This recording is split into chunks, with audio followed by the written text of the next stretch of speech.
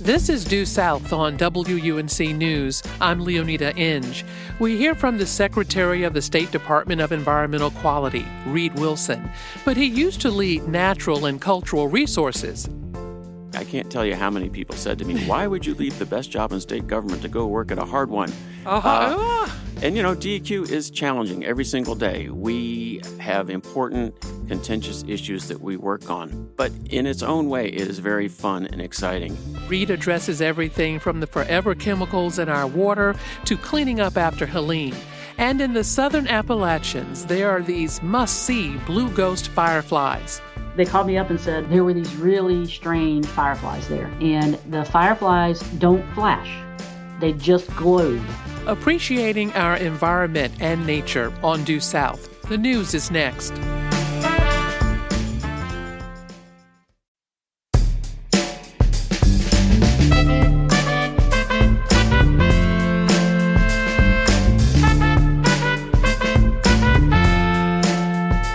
From the studios of WUNC News in Chapel Hill, this is Due South. I'm Leoneda Inge. In North Carolina, an estimated 3.5 million people, that's 1 in 3, drink tap water that has PFAS levels higher than upcoming EPA standards. That's a lot to think about and a health risk many people may not know about. The U.S. Environmental Protection Agency says PFAS, also known as forever chemicals, don't break down in the environment and can build up in humans and animals, causing certain cancers, birth defects, and suppression of the immune system. Better understanding, removing, and tackling PFAS is a top priority for this state's Department of Environmental Quality. Joining us in studio is Secretary Reid Wilson. We'll discuss the department's approach to addressing PFAS contamination in our rivers and drinking water, and we'll also explore our state's clean energy efforts and what DEQ has done to help repair water infrastructure damaged by Tropical Storm Helene. So much to talk about. Reid Wilson, welcome to Due South. Thank you. It's great to be with you. A federal settlement proposal around PFAS in North Carolina has been in the news, and we will get into those details. But first, we've talked about PFAS here on this show, but a reminder, please, for those who are trying to forget about PFAS, and what are they and what are DEQ concerned about? That's a lot of good questions, and it's a really important issue. Forever chemicals, including PFAS, and there are at least 14,000 of these chemicals out there in our environment. You can find them in clothing, cookware, cosmetics, firefighter foam. They're all over the place. And they do create serious health effects. They've been linked to cancers and reproductive issues and immune system issues and developmental issues in kids. So they're not good for people.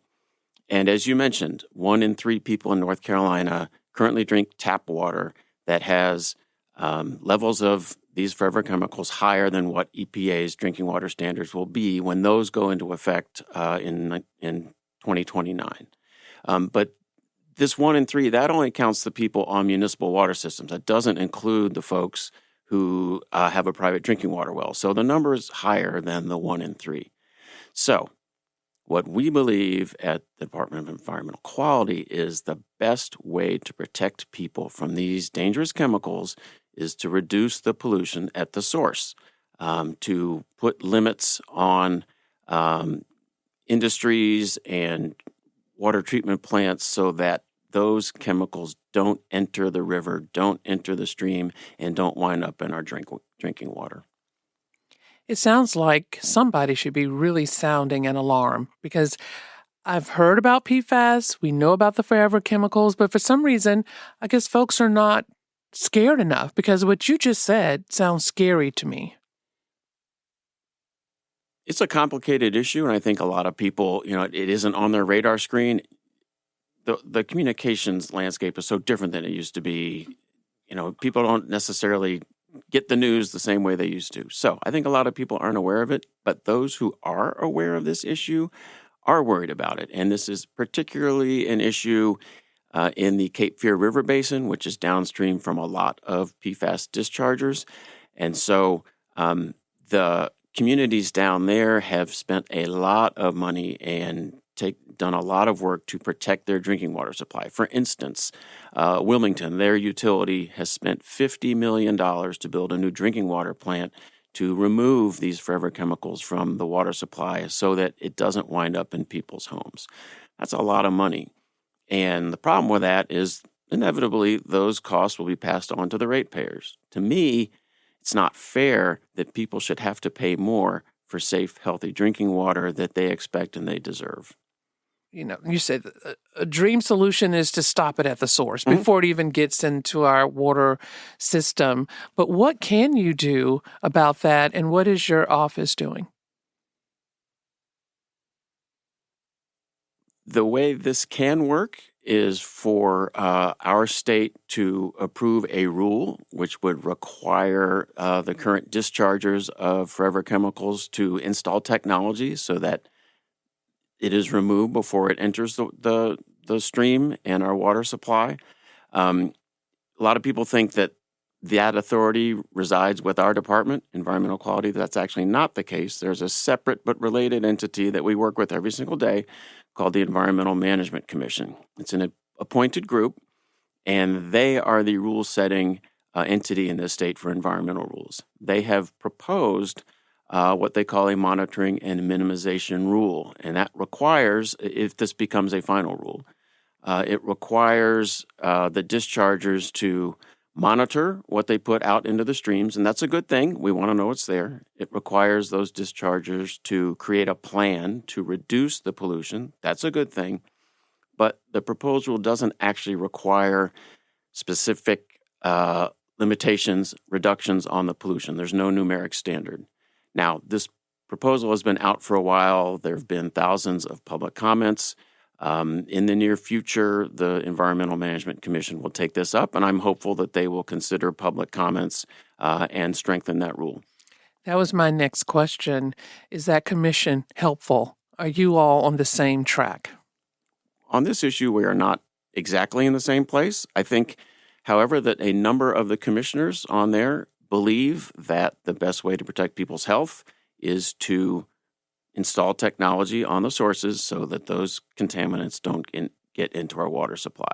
And again, I'm hopeful that they will consider the thousands of public comments that have been urging that commission to strengthen their rule by adding numeric standards that would require reductions in the pollution in the first place. Let's talk about this proposed federal consent decree between Kim Moores, am I saying that right? Yes, you Kim are. Moores and the U.S. Environmental Protection Agency that really made news not too long ago. Kim Moores has been, accused of illegally discharging these forever chemicals into the Cape Fear River. So what is your understanding? You think this decree will actually get the job done? Let's go back a step. Mm-hmm. In 2019, the Attorney General of North Carolina, who at the time was Josh Stein, and the Department of Environmental Quality under Secretary Michael Regan, who worked for Governor Cooper, entered a consent decree with Chemours, which required that company to reduce their emissions to air and water by about 99%, and they had to spend a lot of money to do that to reduce the pollution, and that they have made a lot of progress in that. Now, this latest settlement involves EPA, Chemours, New Jersey, West Virginia, and North Carolina. We have to split the money. Well, yeah, and before I even get to that, North Carolina was not consulted at all, even though we are part of this settlement. And what it requires is for Chemours in those two other states to implement the same controls that we already did here 7 years ago. So it's not going to reduce pollution here. And the other thing about that settlement, it provides $90 million over the next 15 years to be divided among the three states to do projects that would be chosen by Chemours.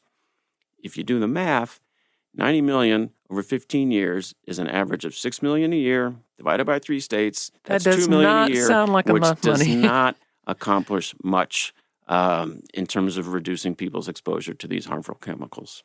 I guess it sort of seems like the agreement was really just between the federal government, the EPA, maybe the Department of Justice, Both. and Chemours.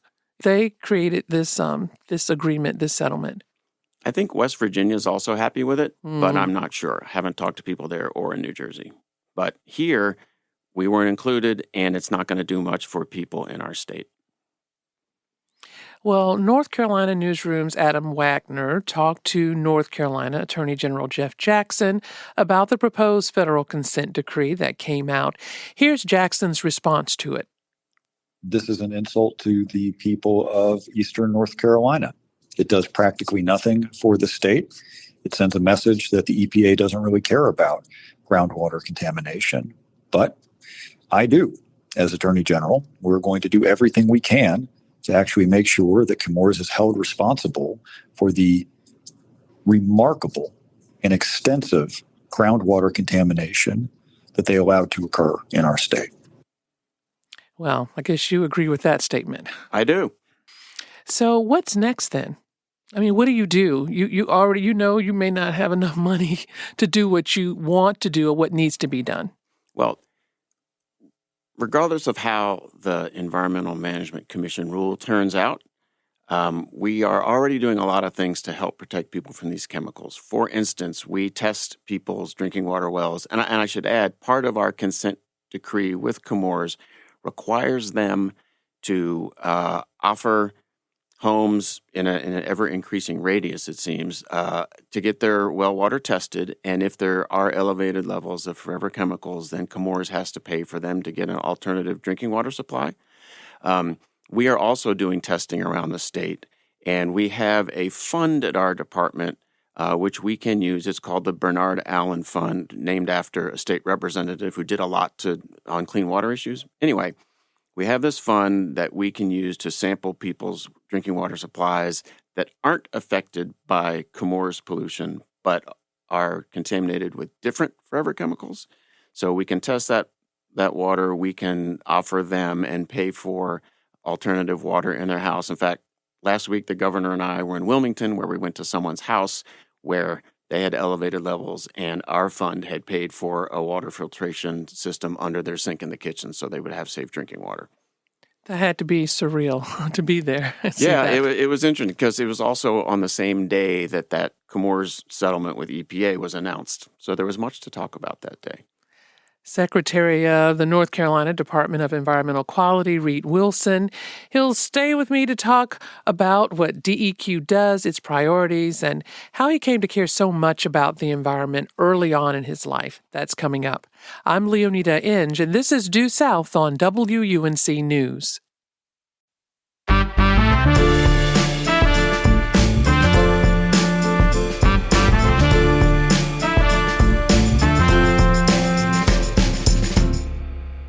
Welcome back to Due South on WUNC News. I'm Leoneda Inge. I'm here with Secretary of the North Carolina Department of Environmental Quality, talking about his priorities as the head of DEQ and how to get the work done. Before we continue, I want to bring you Reid, a voice you may not have heard in a long time. North Carolina is known as the birthplace of the environmental justice movement. One of the pivotal figures in that movement, the Reverend Dr. Benjamin Chavis, he remembered what happened in Warren County, North Carolina, back in 1982. I'm certain that the state officials, including the governor, knew that it wasn't appropriate to put tons of toxins in a poor, rural, predominantly African-American community that got most of its water from wells. It's the last place you want to dig a hole and dump tons of toxins. But that's what happened. And they announced it, and they started to bring these trucks in September of 1982. And while I'm giving a lot of credit for what happened, I must give the credit first to the women, to the children, one of whom was only 4 years old, child get arrested by the state of North Carolina for laying down in the road to block the trucks from dumping PCB in Warren County. That was the Reverend Dr. Ben Chavis giving a speech back in September 2022, 40 years after those protests, and that tape came from PBS North Carolina. Reid Wilson, clearly our state has that deep connection to the environmental justice movement. So when you took the top job at DEQ, you were no stranger to leading a state agency, and I'm sure you heard about the environmental justice movement and that history in Warren County. Makes me think, how is Warren County doing now? Well, it's interesting that you played Mr. Chavis. When I was at the Environmental Protection Agency in the 90s, I met him then. What an impressive person. And he's right. The environmental justice movement started in North Carolina and Warren County. At EPA, our job is to do everything we can every day to make sure that every single North Carolinian has safe drinking water, clean air to breathe, healthy lands to roam around on, and healthy foods to eat. And so another important part of that is making sure that those communities have access to our decision making and that we take into account when we're making decisions what those communities say to us, because there's local knowledge that we don't have that we benefit from when we are making decisions. Warren County started that all off in terms of really raising people's awareness that we should pay attention to the local community when we're doing our environmental and public health protection work. I don't hear of as many protests, say back 40 years ago during that environmental justice movement and the protests then.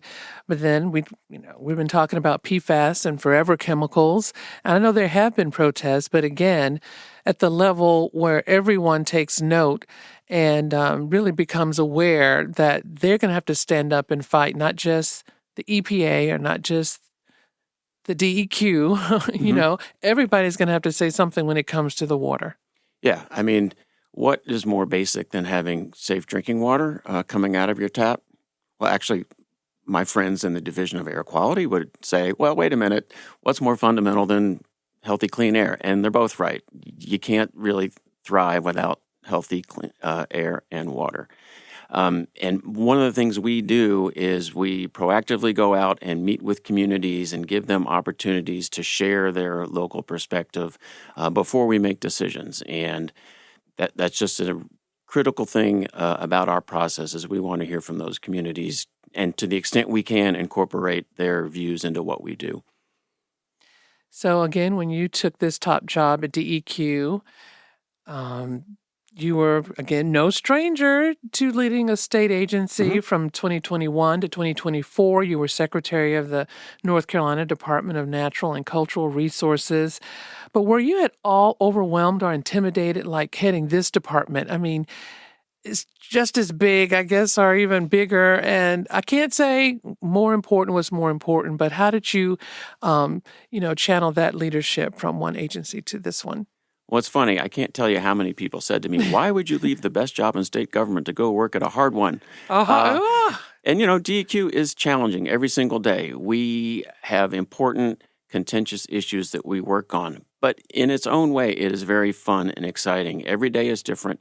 We are trying. I work with fantastic people. We have 1,700 employees across the state who do a lot of different things, everything from the mountains to sea, mapping landslides after Helene at the top of mountains, all the way to trying to make sure that fish populations are healthy at the coast. But I was ready for a big challenge, and I have done environmental protection work in the past. I was at EPA for 8 years, and so I wasn't a stranger to these issues. But to me, it's just a wonderful place to work because we are trying to do everything we can to make sure people are healthy and happy. Are you able to, I guess, I don't like the term pet projects, but are there some things definitely on your list that you really want to get done during your tenure? We're talking about environmental justice right now, but are you able even to pursue a lot of the environmental justice goals, like from the Governor Cooper era, considering the shift in the political climate, and all the anti-DEI bills out there? Good questions. In that, you asked about if there are pet projects. Yes. I wouldn't say that. I would say that we have clear priorities at the top of the department that filter down to everybody. They are helping mountain communities recover and rebuild from Helene, addressing forever chemicals like PFAS, like we've already discussed, helping communities throughout the state be more resilient to future hazardous weather, and strengthening and streamlining our permitting programs at the department because we process 40,000 permits per year. So it is a lot to do, and we're very active on all of those things. What about DEI and bills that are anti-diversity, equity, and inclusion? Have you had to make shifts in your department because of that? The House recently overrode Governor Stein's veto of the DEI bill. The Senate is expected to do that shortly. That bill raises a lot of questions about how lots of different government agencies will pursue their mission in the future. We do not have answers to those questions yet. But again, I go back to what our role is, which is to make sure that communities are involved in decisions that affect them, and that we do everything we can at the department to make sure people have healthy water, clean air, healthy lands. I know you spent some time definitely working on environmental issues throughout your career, but I enjoyed hearing about your father. I mean, did you get this? Honestly, tell me about him and the work that he did when it came to clean water and clean air. I'm always happy to talk about my dad. So I grew up in Rockville, Maryland, a D.C. suburb. My dad had a number of federal government jobs. Probably in the late 60s to early 70s, he was a staff member. What's his name? Oh, Richard Wilson. Okay. Good question. Thanks for asking. So from probably 68 to 72, he was a staff member of the U.S. Senate Environment and Public Works Committee. That is the committee that created the Clean Air Act, the Clean Water Act, also wrote the bill that created the Environmental Protection Agency. And, he'd come home from work and talk a little bit about it, but, not a lot. So I was, between 8 and 12 and paid some attention. So I was aware of all these things. And this is back when the Cuyahoga River was on fire in Cleveland, and L.A. and other cities had horrible smog. I was 10 for the first Earth Day, so I knew about these things. It was in your blood, I think. It's in the blood. So I went on and I did environmental protection stuff starting when I was, 25 or something. But after my father passed away about 20 years ago, I got an email, I think the day after, from the man who was my dad's boss, a guy named Leon Billings. I knew him really well when I was a kid. And he wrote me, he said, I'm really sad about your father's passing. If you've never read Senator Muskie's speech when he introduced the Clean Water Act, you should read that because your father wrote it. And it's one of the best speeches on any topic Muskie ever gave. And, Muskie went on to be Secretary of State and other things. And there I was at my desk in my office, and I just broke down and cried. And because I realized my father had done something really important. Very important. Do you remember any of that speech? I mean, well, I wasn't aware of it at the time. Is there a part that you like? Yeah, but so a week after he died, we went through his things, and the guy was the opposite of a hoarder. He didn't have a lot of stuff, but he had 5 original copies of that speech, which said to me, my dad thought that was the most important thing he ever did in his career. And I'm biased, but it is a great speech laying out why we've got to do so much more to protect our water. The Clean Water Act. Yeah. You almost wonder what's more important. What's more important in this time that we live in right now? So maybe you should tell us a little bit about your time. You worked for the Environmental Protection Agency during the Clinton administration? I did. How was that? It was fabulous. The administrator was Carol Browner. I have so much respect for her. She did an incredible job. And I had 3 jobs there, but the last one was chief of staff of the agency, which means, I was involved in lots of things. And we did important work. We created the Brownfields program, which provides funding to communities to take abandoned, contaminated property, clean it up, redevelop it, and stimulate the local economy. We drastically expanded the list of chemicals that dischargers needed to tell their communities they were discharging because people have a right to know what's going out in the water and the air.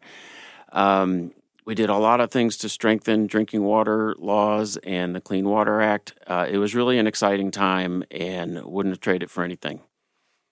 So we hear about, your time, with the Clinton administration, and now we know of the big shoes you have to fill here and what you have to do with the Department of Environmental Quality. So what you learned in Washington, is that helping you today? Absolutely. I mean, in a lot of ways, the issues are the same, although everything is different also. I mean, there's still a Clean Water Act, there's still a Clean Air Act. All these laws still exist, but so many things have changed over the years, whether it's through lawsuits and court decisions or changes in rules that different administrations put into place. One of the things that was difficult for us after we left EPA is that the next administration came in and reversed a lot of things that we did. And it's like, whoa, why are we seeing health protections in the Clean Air Act weakened? That kind of thing. And I think we're seeing that now. Things that the previous administration did are being overturned by this administration. And I'm just worried that that is going to weaken health protections for people, and especially worried about little kids and the elderly, more sensitive populations. I'm talking with Reid Wilson, Secretary of the North Carolina Department of Environmental Quality. Let's talk about another way, I guess, in which state and federal government are supposed to work together. Disaster recovery. Sure. Helene knocked out a lot of water infrastructure in western North Carolina. I know you took over at DEQ after Helene hit, but there was still a lot to be done. How did you work with the EPA on that issue?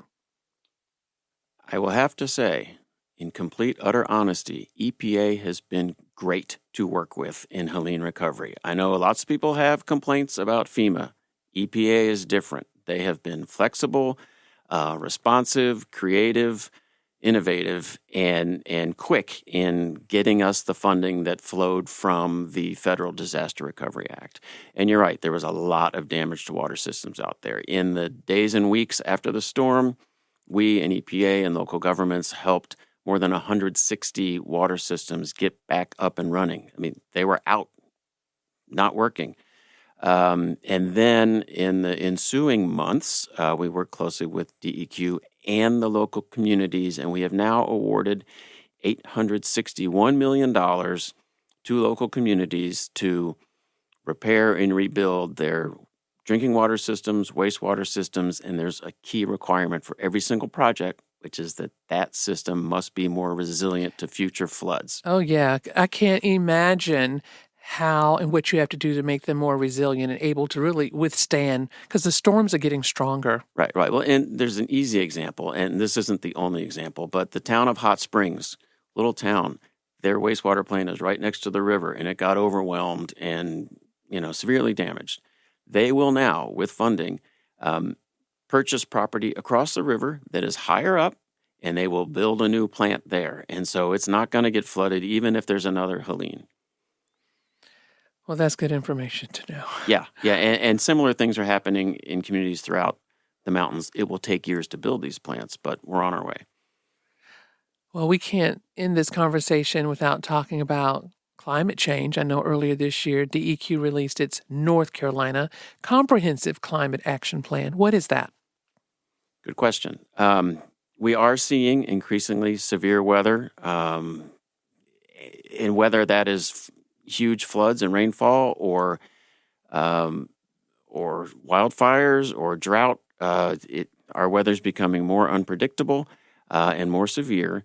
And so what we are trying to accomplish is looking at ways to invest in things like clean energy. I mean, we are now known as the battery belt in North Carolina because so many clean energy industries are coming here. We've added thousands and thousands of jobs, and a key solution is to, transition to cleaner energy.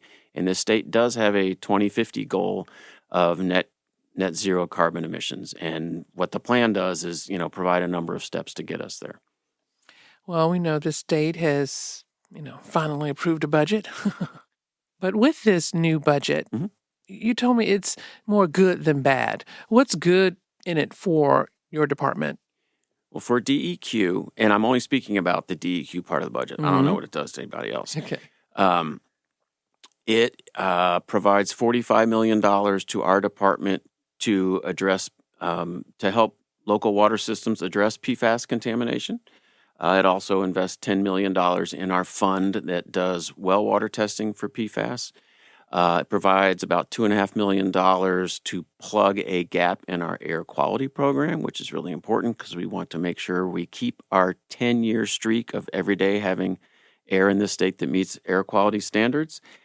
Provides additional funding for staff and projects in our flood resiliency blueprint program, which helps communities prioritize and take steps to make them less vulnerable to flooding in the future. It provides about $20 million for dam safety projects in the mountains because a lot of dams were weakened by Helene. And there's other good things. So overall, a pretty good budget for DEQ from the legislature, and we appreciate that. Well, what are you doing this summer? How are you going to enjoy the environment? Oh, I get out in it every day, whether it's... You don't care if it's 100 degrees or 89? Well, it might limit the amount of time, but whether it's taking a walk or riding a bike or at some point we're going to be in Beaufort for a week or so, just kayaking and enjoying the sound and the creek and the ocean. So every day outside. Well, Reid Wilson is Secretary of the North Carolina Department of Environmental Quality. Thank you for being here and discussing a topic that may not be that easy to consume for listeners and for constituents and the people of North Carolina, but please know they need to pay attention to what's happening to their drinking water. Well, thank you for having me. I appreciate it.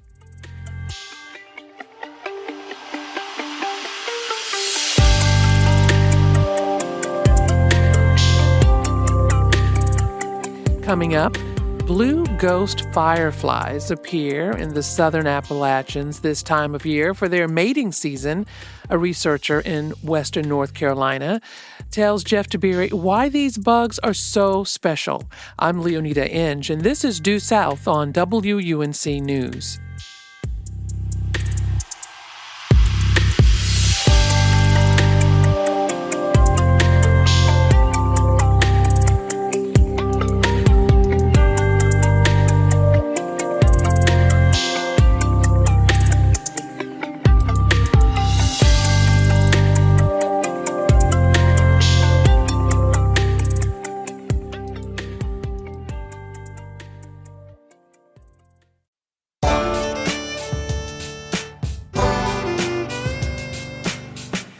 Welcome back to Due South on listener-supported WUNC. I'm Jeff Tiberi.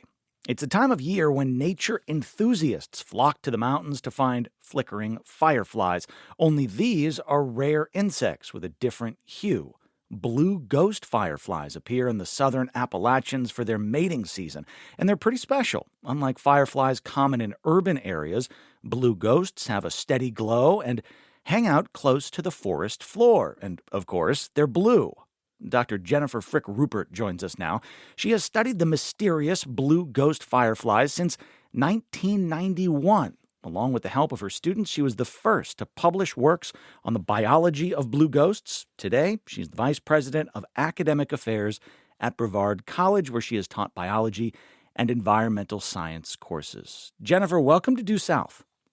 Thanks so much. It's great to be here.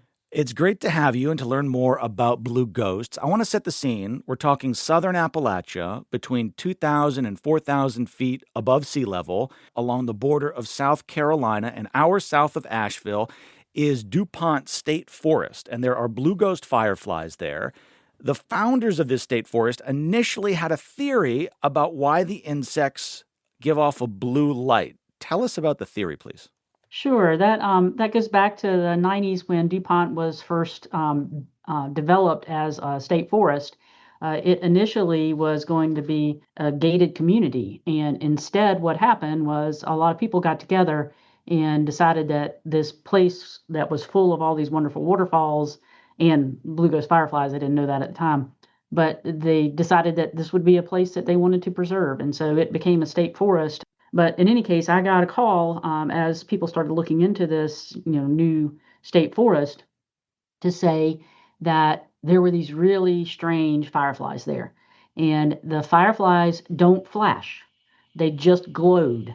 And so you can imagine being in the forest with these glowing fireflies, and I mean glowing for minutes at a time, just moving through the forest floor, these little lights gliding through the forest floor.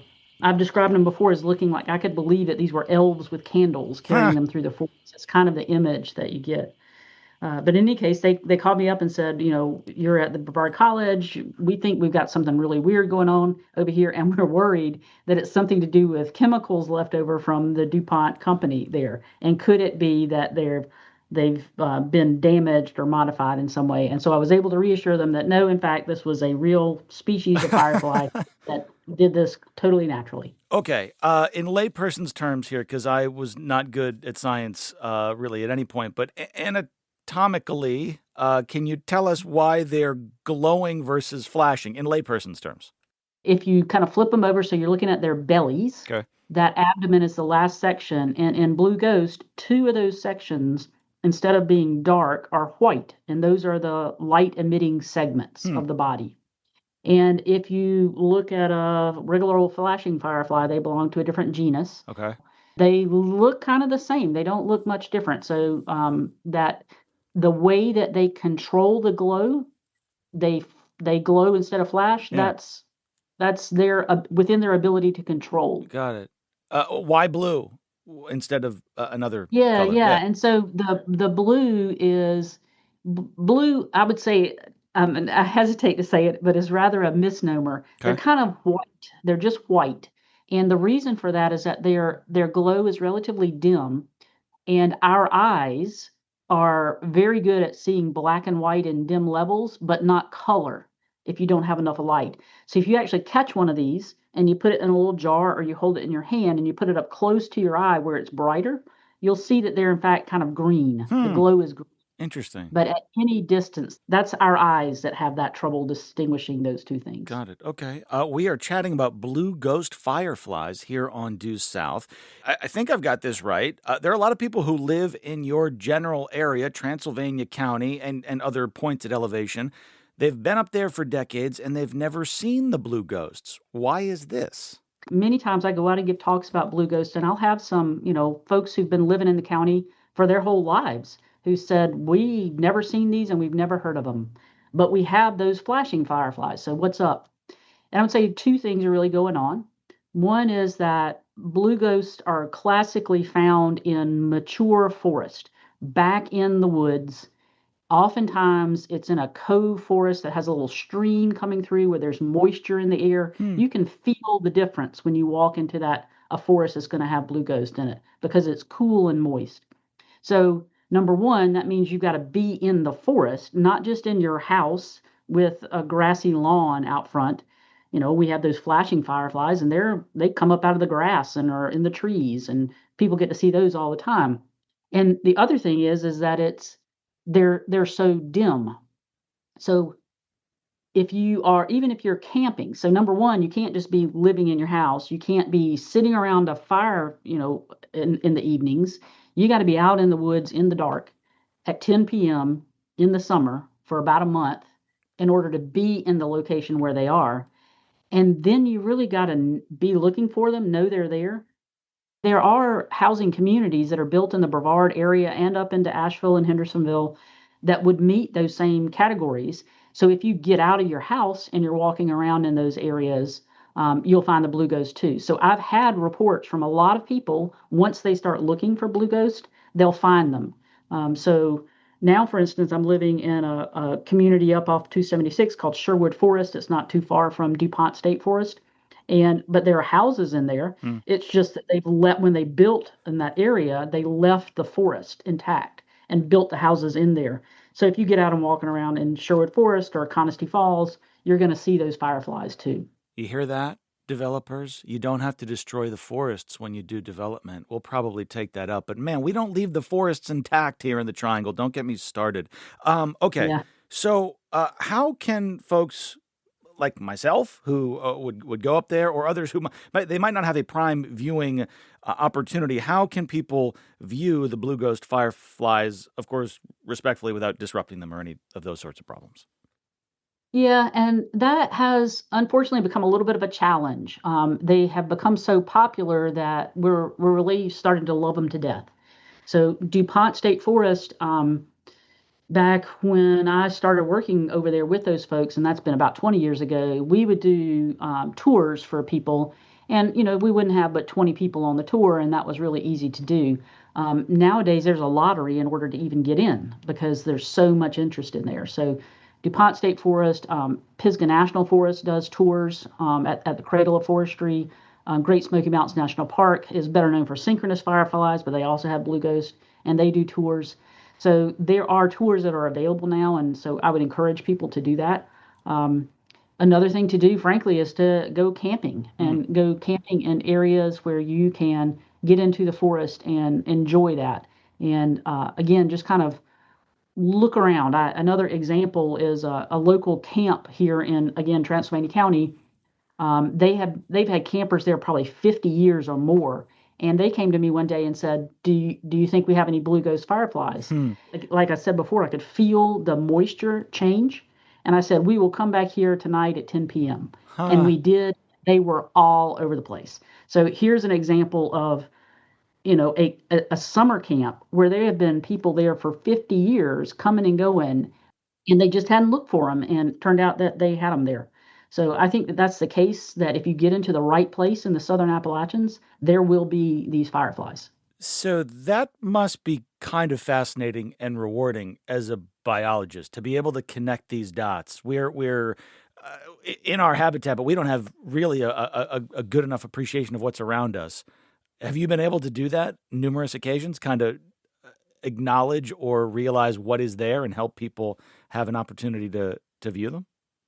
Yeah, that is fun to encourage people just to get outdoors and get outdoors if they have a cabin here in the Southern Appalachians, if they have a home that's in a forested area, to encourage them to go out at night, without a bright flashlight, and get out there and look and see what they have. And it's surprising how many times people come back and say, I'm glad you told me to do that because I had no idea I've got blue ghost. And now I'm inviting my friends over to come look at blue ghost with me. Jennifer Frick-Ruppert is with us here on Due South for a few more minutes. We're chatting about the blue ghost fireflies. I would love for you to give us a sense of just how far the region is where they can be seen. So we're talking south of Asheville. How far north up the Appalachians does their habitat go? Yeah, that's some work that my students and I did when we first started doing some research into these. Is we wanted to really know, how broadly are they distributed? That was a question that we had because we only knew of them from Transylvania County. And so what we did is started to connect with, well, I'll back up a second. I did my PhD, actually my undergraduate degree too, at Clemson University. So I had a connection with Clemson University. They're a land grant university, which means they have a really good insect collection. So when I first found these blue ghost fireflies and just caught a few of them, I took them with me to the Clemson University insect collection, and that's how I was able to identify them. You get the species name, they have pinned insects, and you can make that comparison. So my connection to Clemson led me to, now I know how to identify these. So backing up, then what we did with my student is, so we had Clemson's insect collection, so we went to NC State because they are a land grant institution. We went to UT Knoxville, land grant institution, University of Georgia, so the surrounding states, and contacted their insect collections and said, do you have specimens of Phallus reticulatus? That's the genus and species of this blue ghost firefly. So we got a hold of all the specimens that were known from the Southeast. And what we found is that indeed they are concentrated in the Southern Appalachians. Mm-hmm. They're in Tennessee, they're in Georgia, they're in South Carolina, they're in North Carolina. But it's really that Southern Appalachian region. And one of the more interesting things we found too is that They go in Tennessee about to the middle of Tennessee, and in North Carolina about to the middle of North Carolina. They go pretty far, Oh, interesting. East and west, but there are these big swaths in between where you don't find them. And that's almost certainly correlated with development, just as you noted before. Huh. You go in there and you pave it over and you just remove the forest, you're going to remove these fireflies.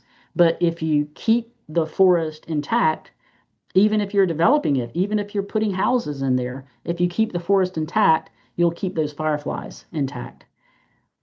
Another thing that's pretty neat about these fireflies is that when you look at them flying, the ones that you see are all males. Only the males have wings and can fly. Doesn't seem The fair. females look just like the larvae. They're little flattened. They look kind of like roly-polies, if you know roly-polies insects. I do, yeah.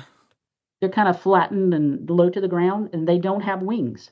So if the females are the ones who are laying the eggs, they don't have wings. They're about the size of a rice grain. If you remove them from an area, it's going to take forever for them to try to recolonize it because they can't fly. And how far can a grain of rice walk? Not very far. Why Southern Appalachia? Why here? What's in the biodiversity or the air? I mean, you've mentioned the moisture a couple times. I hear you on that, but why? Why are they here? I don't know if we can answer why they're here. What I can tell you is the Southern Appalachians are one of the most biodiverse regions in the world. If you just go and compare Great Smoky Mountains National Park in terms of its biodiversity, it is on par with something like the Great Barrier Reef. It's identified by the United Nations as an area of biodiversity. So we have tons of diversity here for many reasons. One is that moisture. Water is life. And so if you have water in an area, you tend to have more diversity, and we certainly have a lot of water. We also have very old mountains. These mountains here have grown and eroded many times, most recently only about 330 million years ago. Very long time that these mountains have been here. And that stability supports diversity. So as species rise and decline, these mountains have been here so long that they protect them. Jennifer, you mentioned that the interest in blue ghosts from people has not been good for blue ghosts. I'm also curious about climate change. Has that had an impact on their prevalence in our region? Yeah, climate change has had an effect. When we did our research, we found that the temperature of the ground, when it reached a certain temperature, that warmed up the larvae and the pupae in the ground, and that's causing the emergence of the adults. So it's definitely temperature driven when as an insect emerges from that pupal case and then starts to fly around, right? And so that warm temperature, when it reaches that critical threshold, that's what activates them. So we, number one, know that there's a critical threshold that they have to reach. Number two, we know that date has been coming earlier and earlier. And I've seen it just in the 30 years that I've been observing them. It used to be that it was, I was looking at things happening starting in mid-May, and June 1 was the peak. And just here in Transylvania County, the peak has moved back by about 2 weeks. So now it's more like May 1 that I start hearing from people. And, by mid-May is more like the peak. And then the one study, these animals were first identified back in the 1800s. There was one study that was done before us that was not about the biology of the firefly, but just physically identifying it, giving it its name, its genus and species. And those fireflies were collected in the 60s at Mount Pisgah in July. And we went up there looking for them in July, and they were already over with and done. So we've seen that transition. It used to be July in the 60s. Then it was, this in the 1990s when I first started, it was definitely in June, kind of June 1, and now it's more May 15th as being a peak for finding them. So I realize that was kind of a long answer, but it's a complicated question, and we really have the data to support it. Very lastly and quickly, the window to see the blue ghost fireflies is roughly open until when? I would say May till June. However, once the blue ghosts are over with, the synchronous fireflies start up.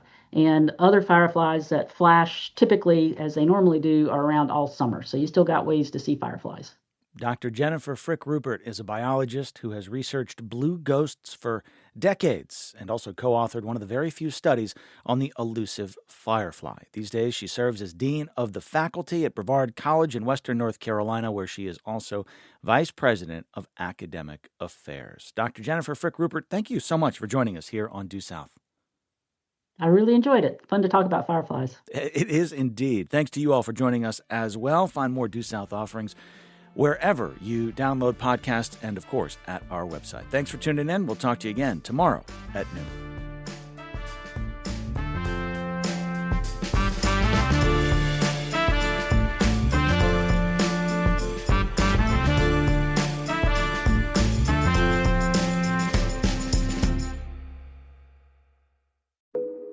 Each story you hear on Planet Money starts with a question.